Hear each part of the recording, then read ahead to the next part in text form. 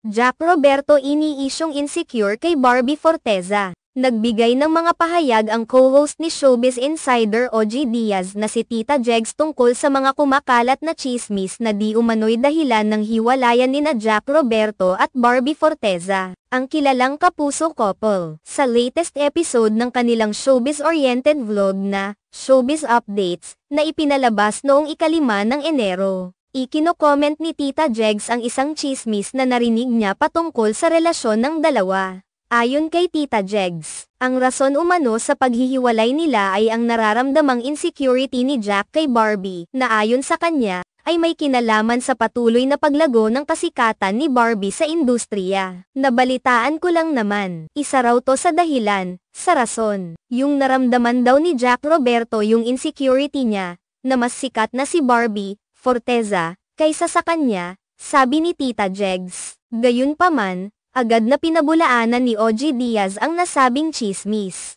Ayon sa kanya, hindi siya naniniwala na ito ang dahilan ng kanilang breakup, dahil matagal nang ipinahayag ng dalawa na laging supportive sila sa isa't isa at wala naman silang isyu tungkol sa career ng bawat isa. I don't think so. Sinabi naman nila, dati na supportive sila sa isa't isa, saka yung future nila parang pinaplano na nila. Saad ni OG. Dagdag pa ni OG, sa kabila ng mga intriga at haka-haka ng mga netizens, magaan ang nangyaring breakup sa pagitan nina Jack at Barbie. Okay naman ang breakup nila, kaya lang ang mga netizen, makulit yan. Talagang maghahanap sila ng dahilan, ani OG. Ipinahayag niya na ang mga netizens ay malimit na naghahanap ng dahilan upang magbigay ng opinyon o haka-haka. Kahit na hindi naman ito ang aktwal na dahilan ng hiwalayan. Kamakailan lang, nagulat ang mga tagahanga ng Kapuso Stars nang inanunsyo ni Barbie sa kanyang social media na sila ni Jack ay nagdesisyon ng maghiwalay matapos ang 7 taon na pagsasama.